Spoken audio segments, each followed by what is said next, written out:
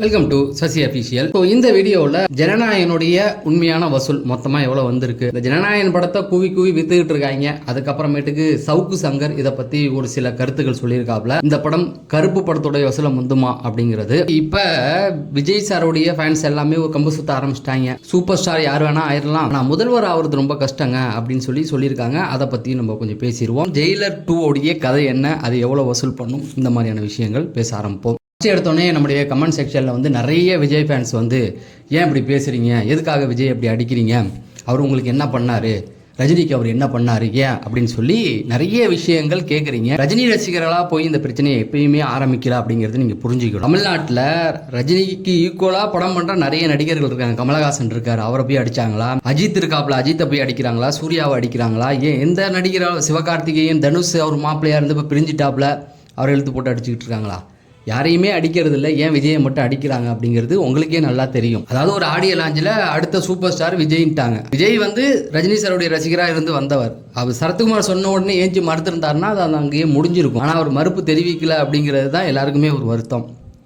அதுக்கப்புறமேட்டுக்கு வந்து அடுத்து அதெல்லாம் போணுச்சு, ஒரு பிரச்சனையானுச்சு, அதெல்லாம் முடிஞ்சாச்சு. முதல்வர் ஆன உடனே ரஜினி சார் இது வரைக்கும் ப்ரெஸ் மீட் யாருக்காவது எந்த முதல்வருக்காவது வாழ்த்து தெரிவித்தாரா?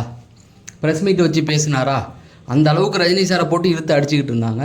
சரி, அவரும் இதை முடிச்சிடலாம் அப்படின்னு சொல்லி தான் என்ன பண்ணுறாரு, ப்ரெஸ் மீட் கொடுத்து எம்ஜிஆர் என்டிஆர் பண்ணாததை கூட விஜய் பண்ணியிருக்காரு அப்படின்னு ஒரு வாழ்த்தை சொல்கிறாரு. யார் சொல்லுவா? இது வரைக்கும் இந்த மாதிரி வாழ்த்தை எந்த கட்சி தலைவர், எந்த நடிகர் விஜயை பார்த்து சொன்னாங்க? விஜய் ஜெயிச்சதுக்கப்புறம் ரஜினி சார் சொல்கிறாரு, நீ என்டிஆர் எம்ஜிஆரோட பெரிய சாதனை பண்ணியிருக்கன்றாரு. ரைட், அதை சொன்னாரா? நீங்கள் போய் எல்லாரையுமே பார்த்தீங்க. இன்றைக்கி உங்களை விமர்சனம் பண்ணுற திமுக சீமானை போய் பார்த்தீங்க, பாமகவை பார்த்தீங்க. ரஜினி சார் இப்படி ஒரு வாழ்த்து சொல்லியிருக்காரு. நன்றின்னு கூட அவர் சொல்லலை, அதுக்கு நன்றி கூட சொல்லலை, அதோட விட்டுருக்கலாமே. அதுக்கப்புறமேட்டுக்கு ஒருத்தன் வந்து நின்று குஜிலி மஸ்து ஜெயிலர் 2 ஓட விட மாட்டோம், குஜினிகாந்த்னு ஆரம்பித்ததுனால தானே இது வருது. எப்பயுமே நல்லா புரிஞ்சுங்க, ரஜினி ரசிகர்கள் இந்த மாதிரி கீழ்த்தனமான வேலையெல்லாம் முதல்ல இறங்கவே மாட்டாங்க. எல்லாருமே டிஃபென்ஸ் தான், ஓகேங்களா? இப்போ நீ அடிக்க வர அப்படின்னா நின்று தடுக்கிறான், அவ்வளோதான். அதுதான் இங்கே நடந்துக்கிட்டு இருக்கே தவிர எங்களுக்கு ஒன்றும் காழ்ப்புணர்ச்சியெல்லாம் கிடையாது. ஓகே, நீங்கள் அதை சொல்லிட்டு போங்க. இந்த படம் முடிஞ்சிச்சுன்னா அதுக்கப்புறம் அவரை பற்றி நாங்களும் பேச போகிறதில்ல. அவர் ரசிகர்களாக பேசுனா நாங்கள் திரும்ப பேசுவோம் அப்படிங்கிறது தான். ஜனநாயகன் பொறுத்த வரைக்கும் பார்த்தீங்கன்னா 217 கோடி இவ்வளோ நாள் ஆகுது படம் ரிலீஸ் ஆகி. அவ்வளோதான், இன்னையோட நேத்தோட முடிஞ்சிருச்சு. இதுக்கப்புறமேட்டுக்கு வசூல் பண்ணுறதுலாம் ஒரு 250 கோடி வசூல் பெறும் அப்படிங்கிறது வந்து கருப்பு படத்துடைய வசூலை கூட தொடாது அப்படிங்கிறது கன்ஃபார்ம் ஆகிடுச்சு. அவ்வளோதான். அதாவது ஒரு சில தேட்டரில் கூவி விற்கிறாங்க. இவனுங்க என்ன பண்ணிட்டானுங்க அப்படின்னா, இதில் ஒரு வருமானம் பார்க்கலாம் அப்படின்ட்டு டிக்கெட்டை இவனுங்க வாங்கிட்டானுங்க. தேட்டருக்கெல்லாம் லாபம் தான், டிக்கெட்டை இவனுங்க வாங்கிட்டானுங்க மொத்தமாக. அதில் ஒரு லாபம் பார்த்துடலான்ட்டு அது முதல் நாள்லேருந்து காற்று வாங்கிட்டு இருக்கா. அவங்களால ஒன்றும் பண்ண முடியல. கடைசியில் வச்சிச்சு ஒரு ஆப்பு அப்படிங்கிறது தான். சவுக்கு சங்கர் வந்து இதை பற்றி என்ன சொல்லியிருக்காரு அப்படின்னா, சொல்லக்கூடாது, இந்த படத்தை எப்படி பார்க்குறாங்க அப்படிங்கிறது. இந்த படம் வந்து ஆல்மோஸ்ட் முடிஞ்சிருச்சு. நீ என்ன சொன்னாலும் சரி, இதை நான் புகழ மாட்டேன். ஏன்னா சவுக்கு சங்கர் வந்து டிவிக்கு ஆதரவான ஆள் தான். நீங்கள் வந்து எங்களை சொல்கிறீங்கள படம் நல்லா இருக்குது, நீங்கள் எப்படி சொல்கிறீங்க? சவுக்கு சங்கர் டிவிக்கு ஆதரவான ஆள் தான். அவரே சொல்கிறாரு, இந்த படம்லாம் தாக்க பிடிக்காது, நான் புகழெல்லாம் மாட்டேன்டா, என்னை புகழ வச்சிடாதீங்கடா அப்படின்ட்டாப்புல. அதாவது எப்படி பார்க்குறாங்க அப்படின்னா, ஒருத்தர் இறந்துட்டார் அப்படின்னா கடைசியாக ஒரு தடவை மூஞ்ச பார்த்துங்கடான்னு நமக்கு பிடிக்கலன்னா கூட போய் பார்ப்போம்ல. அந்த மாதிரி மனநிலையில் தான் இவங்க எல்லாம் போய் பார்த்துக்கிட்டு இருக்காங்களே தவிர பிடிச்சி போய் பார்க்கல அப்படிங்கிற அளவுக்கு தான் விமர்சனம் பண்ணுறாரு. அப்போ பொதுநிலையாக உங்களை ஆதரிக்கிறவங்களே அதை சொல்கிறாங்க இல்லையா, படம் சரியில்லை அப்படின்னு. இதுவே ஒரு தரமான படம் கொடுத்துருந்தா கண்டிப்பாக இறங்கி கலாய்ச்சிருக்க மாட்டானுங்க. ஒரு கில்லி மாதிரியான ஒரு படத்தை எவனாவது கலாய்க்க முடியுமா? கலாய்ச்சா நம்மளை லூசுன்றுவாங்க. உண்மை அதை தாங்க. இந்த கேசரி அங்கேயே கிண்டி ஒரு மாதிரி போன ஒரு கேசரி தான். நான் தான் சொல்லிட்டேனே, முதல் நாளே சொன்னேன், தங்கல் படத்தோடைய கமர்ஷியல் வெர்ஷன்டா இது. ஏற்கனவே தங்கலை எல்லாருமே பார்த்துட்டான், ஓகேங்களா? தங்கல்னு ஒரு படம் வந்தது இல்லை, அமீர் கான் நடிச்சு, அதை எல்லாருமே பார்த்துட்டான். அதுக்கப்புறமேட்டுக்கு அதை கமர்ஷியலாக பண்ணோன்னு தான் அங்கேருந்து பாலகிருஷ்ணா பண்ணது. ஆல்ரெடி 2 தடவை பார்த்தாச்சு. திரும்பவும் கொண்டாந்து இதை கூவி விற்றா என்னத்துக்கு ஆகுறது? அவ்வளோதான், வேறு ஒன்றும் கிடையாது.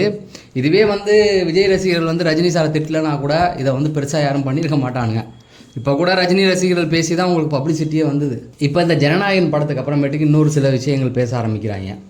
தம்பி, சூப்பர் ஸ்டார் யார் வேணால் ஆயிடலாம், முதல்வர் ஆகிறதெல்லாம் கஷ்டம் அப்படிங்கிற மாதிரி. நாங்கள் ஒன்றும் ஈஸின்னு சொல்லிடல. 96லேயே அவருக்கு அந்த வாய்ப்பு வந்துடுச்சு, 2001லேயும் வந்துச்சு, அதுக்கப்புறமும் வந்தது. அவர் வந்து அதை வேணான்னு எட்டார், ஓகேங்களா? எனக்கு அது வேணான்னு அது தேவையில்லை அப்படின்னு டாப்பில், அவ்வளோதான். அதுக்கு மேலே அதை பற்றி பேச அவருக்கு வாய்ப்பே வராத மாதிரி நீங்கள் பேசக்கூடாது. ரெண்டாவது 50 வருஷம் தமிழ் சினிமாவை எடுத்து பார்த்துங்க, இந்தியா தமிழ்நாட்டை.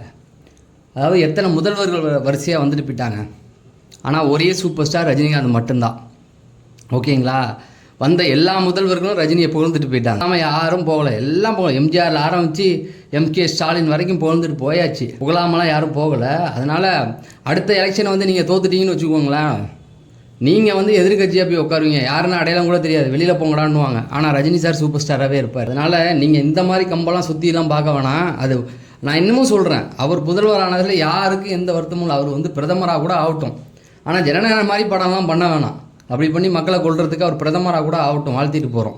அரசியல் ரீதியாக எந்த ஒரு விமர்சனமும் நாங்கள் வைக்கிறது கிடையாது. ஏன்னா எங்களுக்கு நல்லா தெரியும், சினிமா ரீதியில் அவங்க அடித்தனால திருப்பி அடிக்கிறோம். சினிமாவில் அரசியல்லாம் நாங்கள் எதிரியாக யாரையுமே வச்சுக்கிறது கிடையாது. ஏன்னா எங்களுக்கு அரசியலுக்கு சம்மந்தம் இல்லை அப்படிங்கிற நிலைப்பாட்டில் தெளிவாக இருக்கிறோம்.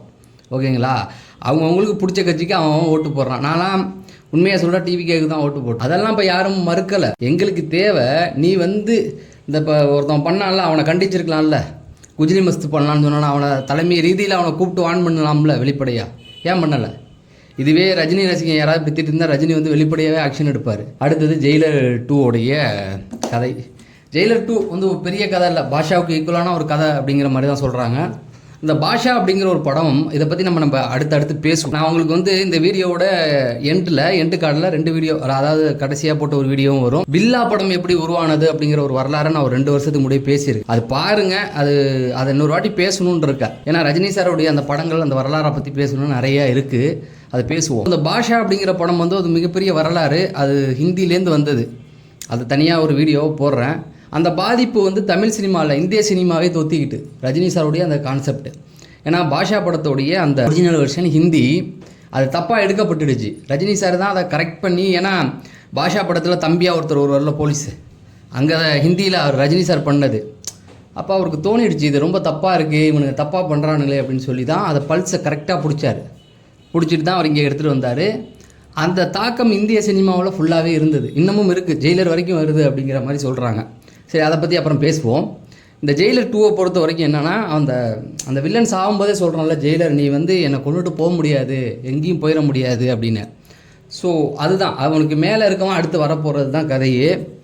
அது ஜெயிலருக்கும் தெரியும், ரஜினி சாருக்கும் வந்து அந்த தெரிஞ்சதுனால அவர் அந்த கேரளா எல்லையோரம் போய் தலைமறைவாக எந்த ஒரு CCTV கேமராவிலையும் அகப்படாத அளவுக்கு சேஃபாக வாழும் பொழுது அங்கே ஏற்படுற பிரச்சனைகள், அங்கே லோக்கலில் இருக்கவங்க காட்டுற ஒரு சில பிரச்சனைகள், அதுலேருந்து அவர் மோதி அடுத்த இடத்துக்கு போகும்போது அந்த ஒரிஜினல் வில்லன் வர மாதிரி அவர்கிட்ட மோதுற மாதிரி வரும். அதுக்கப்புறம் அங்கே அவருடைய படைன்னு ஒன்று இருக்குல்ல, சிவராஜ் கிருஷ்ணா, அதுக்கப்புறம் லாலேட்டன் இருக்கார், அந்த மாதிரி விஜய் சேதுபதி, சந்தானம், ரித்திக் ரோஷன், இவங்களோடலாம் அடுத்தது அந்த பெரிய டானை எப்படி அழிச்சார் இவங்கள வச்சு அப்படிங்கிற மாதிரி தான் இந்த வந்து கதை போகிறதா சொல்கிறாங்க.